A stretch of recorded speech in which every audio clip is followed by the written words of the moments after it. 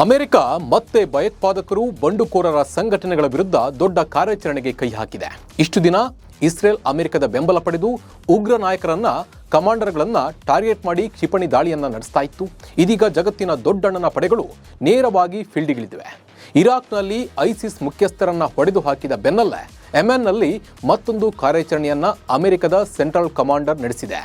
ಈ ಬಗ್ಗೆ ನಿಮಗೆ ಸಂಪೂರ್ಣವಾದ ಮಾಹಿತಿಯನ್ನು ನೀಡ್ತೀನಿ. ನಾನು ನಿಮ್ಮ ಶಿವರಾಜ್ ಬಾಣಂಕಿ. ನೀವು ಸುದ್ದಿಯಾನದ ಸಬ್ಸ್ಕ್ರೈಬ್ ಆಗೋದನ್ನು ಮರಿಬೇಡಿ. ಹಾಗೆ ಈ ವಿಡಿಯೋವನ್ನು ಕೊನೆ ತನಕ ನೋಡಿ. ಟ್ರಂಪ್ ಸರ್ಕಾರ ಹೌತಿ ಬಂಡುಕೋರರ ಹುಟ್ಟಡಗಿಸೋ ಪಣ ತೊಟ್ಟಿದೆ. ಹೌತಿ ಬಂಡುಕೋರರಿಗೆ ಇರಾನ್ನ ಬೆಂಬಲ ಇದೆ ಅನ್ನೋದು ಅಮೆರಿಕದ ನೇರವಾದ ಆರೋಪ. ಯೆಮೆನ್ನಲ್ಲಿ ವ್ಯಾಪಿಸಿಕೊಂಡಿರುವ ಹೌತಿಗಳ ಪ್ರದೇಶಗಳಲ್ಲಿ ಅಮೆರಿಕದ ಭದ್ರತಾ ಪಡೆಗಳು ದೊಡ್ಡ ಆಪರೇಷನ್ ಅನ್ನು ನಡೆಸಿದೆ. ಅಮೆರಿಕ ಅಧ್ಯಕ್ಷ ಡೊನಾಲ್ಡ್ ಟ್ರಂಪ್ ಆದೇಶದ ಮೇಲೆ ಯೆಮೆನ್ನ ರಾಜಧಾನಿ ಸನಾದ ಮೇಲೆ ಅಮೆರಿಕ ಏರ್ ಸ್ಟ್ರೈಕ್ ಮಾಡಿದೆ. ಈ ದಾಳಿಯಲ್ಲಿ ಜನಸಾಮಾನ್ಯರು ಸೇರಿದಂತೆ ಮಕ್ಕಳು ಸೇರಿದಂತೆ ಕನಿಷ್ಠ 50ಕ್ಕೂ ಹೆಚ್ಚು ಮಂದಿ ಸಾವಿಗೀಡಾಗಿದ್ದಾರೆ ಅಂತ ಹೇಳಿ ವರದಿಯಾಗಿದೆ. ಕೆಂಪು ಸಮುದ್ರದ ಭಾಗದಲ್ಲಿ ಭಯೋತ್ಪಾದನಾ ಕಾರ್ಯಾಚರಣೆಗಳನ್ನು ನಡೆಸುತ್ತಿರುವ ಹೌತಿ ಉಗ್ರರ ಸಂಘಟನೆಯನ್ನ ತಡೆಯೋಕೆ ವಿಧ್ವಂಸಕ ಶಕ್ತಿಯನ್ನ ಬಳಸುವ ಎಚ್ಚರಿಕೆಯನ್ನ ಟ್ರಂಪ್ ಕೊಟ್ಟಿದ್ರು. ಟ್ರಂಪ್ ಅಧ್ಯಕ್ಷರಾದ ಮೇಲೆ ಹೌತಿಗಳ ವಿರುದ್ಧ ನಡೆದಿರುವ ಅಮೆರಿಕದ ಮಿಲಿಟರಿಯ ಮೊದಲ ಕಾರ್ಯಾಚರಣೆ ಇದಾಗಿದೆ. ಗಾಜಾ ಸಂಘರ್ಷದ ಹಿನ್ನೆಲೆಯಲ್ಲಿ ಇಸ್ರೇಲ್ ಮೇಲೆ ಹಾಗೂ ಕೆಂಪು ಸಮುದ್ರದಲ್ಲಿ ಹಡಗುಗಳ ಮೇಲೆ ಹೌತಿ ಬಂಡುಕೋರರು ದಾಳಿಯನ್ನು ನಡೆಸಿ ಭೀತಿಯನ್ನ ಸೃಷ್ಟಿ ಮಾಡ್ತಾ ಇದ್ರು. ಮಾರ್ಚ್ 13ರಂದು ಇರಾಕ್ನ ಗುಪ್ತಚರ ಇಲಾಖೆ ಹಾಗೂ ಅಮೆರಿಕ ಸೇನೆಯ ಜಂಟಿ ಆಪರೇಷನ್ನಲ್ಲಿ ಐಸಿಸ್ನ ಜಾಗತಿಕ ಆಪರೇಷನ್ನ ಮುಖ್ಯಸ್ಥ ಅಬು ಖದೀಜನನ್ನ ಹೊಡೆದುರುಳಿಸಲಾಗಿತ್ತು. ಅದಾದ 2 ದಿನಗಳಲ್ಲಿ ಹೌತಿಯಲ್ಲಿ ಅಮೆರಿಕದ ಪಡೆಗಳು ಮಿಷನ್ ಯಶಸ್ವಿಗೊಳಿಸಿವೆ. ಅಮೆರಿಕ ಸೇನೆ ಆಪರೇಷನ್ ವೈಮಾನಿಕ ದೃಶ್ಯಗಳನ್ನು ಯುಎಸ್ ಕಂಟ್ರೋಲ್ ಕಮಾಂಡರ್ ಹಂಚಿಕೊಂಡಿದೆ. ನಿಗದಿತ ಟಾರ್ಗೆಟ್ ಅನ್ನು ಉಡಾಯಿಸೋಕೆ ಯುದ್ಧ ನೌಕೆಯಿಂದ ಹಾರಿ ಹೋಗಿರುವ ಯುದ್ಧ ವಿಮಾನಗಳು ಹಾಗೂ ಬಾಂಬ್ಗಳನ್ನು ಹೊತ್ತ ವಿಮಾನಗಳು, ನೌಕೆಯಿಂದ ಲಾಂಚ್ ಆದ ಮಿಸೈಲ್ಗಳು ಟಾರ್ಗೆಟ್ ಮೇಲೆ ಅಪ್ಪಳಿಸಿವೆ. ಇದು ಎಲ್ಲವೂ ಕೂಡ ರೆಕಾರ್ಡ್ ಆಗಿದೆ. ಸುಮಾರು 10 ವರ್ಷಗಳಿಂದ ಹೌತಿ ಬಂಡುಕೋರರು ಯೆಮೆನ್ನ ಬಹುತೇಕ ಪ್ರದೇಶಗಳನ್ನು ತಮ್ಮ ನಿಯಂತ್ರಣಕ್ಕೆ ತೆಗೆದುಕೊಂಡಿದ್ದಾರೆ.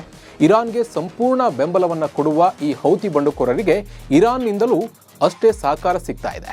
ಈ ಸಹಕಾರವನ್ನು ತಕ್ಷಣವೇ ಇರಾನ್ ನಿಲ್ಲಿಸಬೇಕು ಅನ್ನೋದು ಟ್ರಂಪ್ ಇಟ್ಟಿರುವ ದೊಡ್ಡ ಡಿಮ್ಯಾಂಡ್. ಯಾಕಂದ್ರೆ ಇರಾನ್ ಅನ್ನ ಪ್ರೀತಿಸುವ ಹೌತಿಗಳು ಇಸ್ರೇಲ್ ಮತ್ತು ಅಮೆರಿಕದ ವಿರುದ್ಧ ಕೆಂಡ ಕಾರ್ತಾ ಇದ್ದಾರೆ. ಸಮುದ್ರ ಭಾಗದಿಂದ ಪ್ಲಾನ್ ಮಾಡಿ ದಾಳಿಯನ್ನ ನಡೆಸ್ತಾ ಇದ್ದಾರೆ. ಸಮುದ್ರದಲ್ಲಿ ಸರಕುಗಳಿಗೆ ಕನ್ನ. ಇಸ್ರೇಲ್ ಮತ್ತು ಹಮಾಸ್ ನಡುವೆ ಕದನ ವಿರಾಮ ಆಗೋದಕ್ಕೂ ಮುಂಚೆ ಗಾಜಾದಲ್ಲಿ ಸಂಘರ್ಷ ನಡೀತಿದ್ದಾಗ ಹೌತಿಗಳು ಡ್ರೋನ್ ಹಾಗೂ ಕ್ಷಿಪಣಿ ದಾಳಿಯನ್ನ ನಡೆಸ್ತಾ ಇದ್ರು. ಪ್ಯಾಲೆಸ್ತೀನಿಯರಿಗೆ ಬೆಂಬಲ ಸೂಚಿಸಿದ್ದ ಇವರು ಯೆಮೆನ್ ಸಮೀಪದಲ್ಲಿನ ಕೆಂಪು ಸಮುದ್ರದಲ್ಲಿ ಹಾಗೂ ಗಲ್ಫ್ ಆಫ್ ಅಡನ್ನಲ್ಲಿ ಹಡಗುಗಳ ಮೇಲೆ ಅಟ್ಯಾಕ್ ಮಾಡಿ ತೊಂದರೆಯನ್ನು ಕೊಡ್ತಾ ಇದ್ರು. ಇದೇ ಸಮುದ್ರ ಮಾರ್ಗಗಳಲ್ಲಿ ಹಲವು ರಾಷ್ಟ್ರಗಳಿಗೆ ಸರಕು ಸಾಗಣೆ ನಡೆಯೋದ್ರಿಂದ ಬಹಳಷ್ಟು ಕಂಪನಿಗಳಿಗೆ ನಷ್ಟ ಎದುರಾಗ್ತಾ ಇತ್ತು. ಆಫ್ರಿಕಾದ ದಕ್ಷಿಣ ಭಾಗಕ್ಕೆ ಇದೇ ಮಾರ್ಗದಲ್ಲಿ ಸರಕು ಸಾಗಣೆ ನಡೀತಾ ಇದ್ದು ಜಗತ್ತಿನ 12% ಸಮುದ್ರ ಮಾರ್ಗದ ಸಾಗಣೆ ಇದೇ ಮಾರ್ಗದಲ್ಲಿ ಆಗ್ತಾ ಇದೆ. ಇಲ್ಲಿ ಹೌತಿಗಳ ಪ್ರಾಬಲ್ಯ ಹೆಚ್ಚಿದ್ರೆ ಅಪಾಯ ಕಟ್ಟಿಟ್ಟ ಬುತ್ತಿ ಅನ್ನೋದನ್ನ ತಿಳಿದು ಅಮೆರಿಕ ಬಂಡುಕೋರರ ವಿರುದ್ಧ ಕಾರ್ಯಾಚರಣೆ ಕೈಗೊಂಡಿದೆ. ಯಾರು ಈ ಹೌತಿ ಬಂಡುಕೋರರು? ಗಾಜಾದಲ್ಲಿ ಕದನ ವಿರಾಮ ಏರ್ಪಡ್ತಾ ಇದ್ದಂತೆ ಸೈಲೆಂಟ್ ಆಗಿದ್ದ ಹೌತಿ ಬಂಡುಕೋರರು ಪ್ಯಾಲೆಸ್ತೀನಿಯರಿಗೆ ಅಗತ್ಯ ವಸ್ತುಗಳ ಪೂರೈಕೆಗೆ ಇಸ್ರೇಲ್ ಅವಕಾಶ ಕೊಡಲಿಲ್ಲ ಅಂದರೆ ಮತ್ತೆ ದಾಳಿ ನಡೆಸುವುದಾಗಿ ಎಚ್ಚರಿಕೆಯನ್ನು ನೀಡಿದರು. ಇದರ ಬೆನ್ನಲ್ಲೇ ಅಮೆರಿಕ ಕಾರ್ಯಾಚರಣೆ ನಡೆಸಿದೆ. ಆದರೆ ಅಮೆರಿಕ ಇಲ್ಲಿ ಇಸ್ರೇಲ್ ವಿಚಾರವನ್ನ ತಂದಿಲ್ಲ. ಸರಕು ಸಾಗಣೆ ಹಡಗುಗಳ ಮೇಲೆ ದಾಳಿ ನಡೆಸ್ತಿರೋದನ್ನ ನಿಲ್ಲಿಸುವಂತೆ ಟ್ರಂಪ್ ಪೋಸ್ಟ್ ಮಾಡಿದ್ದಾರೆ. ನಿಮ್ಮ ಸಮಯ ಮುಗಿದಿದೆ, ನಿಮ್ಮ ಎಲ್ಲ ದಾಳಿಗಳು ನಿಲ್ಲಬೇಕು, ಇಲ್ಲವಾದರೆ ನಿಮಗೆ ನರಕದ ದರ್ಶನವಾಗುತ್ತೆ ಅಂತ ಟ್ರಂಪ್ ವಾರ್ನಿಂಗ್ ಅನ್ನು ಕೊಟ್ಟಿದ್ದಾರೆ. 2023ರಿಂದ ಹೌತಿಗಳು ಅಮೆರಿಕದ ಯುದ್ಧ ನೌಕೆಗಳ ಮೇಲೆ 174 ಬಾರಿ ಹಾಗೂ ಸರಕು ಸಾಗಣೆ ಹಡಗುಗಳ ಮೇಲೆ 145 ಬಾರಿ ದಾಳಿಯನ್ನು ನಡೆಸಿದ್ದಾಗಿ ವರದಿಯಾಗಿದೆ. 1990ರಲ್ಲಿ ಈ ಹೌತಿ ಬಂಡುಕೋರರು ಹುಟ್ಟಿಕೊಂಡರು. ಹೌತಿಗೆ ಹಣಕಾಸು ಮತ್ತು ಮಿಲಿಟರಿ ಸಹಕಾರ ಸಿಗ್ತಾ ಇರೋದು ಇರಾನ್ನಿಂದ. ಇರಾನ್ ಮಿಲಿಟರಿಗೆ ಹೌತಿಗಳು ಪ್ರಾಕ್ಸಿಗಳ ರೀತಿ ಕಾರ್ಯಾಚರಣೆಯನ್ನು ನಡೆಸ್ತಾ ಇದ್ದಾರೆ. ಇರಾನ್ ಪರವಾಗಿ ಹೌತಿಗಳು ಆಪರೇಷನ್ ನಡೆಸ್ತಾರೆ. ಸೌದಿ ಅರೇಬಿಯಾ, ಯುಎಗೂ ಕಾಟ ಕೊಡ್ತಿರುವ ಹೌತಿಗಳನ್ನು ಮಟ್ಟ ಹಾಕೋಕೆ ಅಮೆರಿಕಕ್ಕೆ ಹಲವು ರಾಷ್ಟ್ರಗಳಿಂದ ಸಪೋರ್ಟ್ ಸಿಗ್ತಾ ಇದೆ.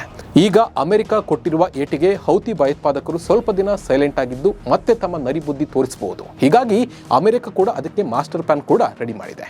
ಈ ಬಗ್ಗೆ ನಿಮ್ಮ ಅನಿಸಿಕೆ ಮತ್ತು ಅಭಿಪ್ರಾಯವನ್ನು ಕಮೆಂಟ್ ಮೂಲಕ ತಿಳಿಸಿ. ನಮಸ್ಕಾರ.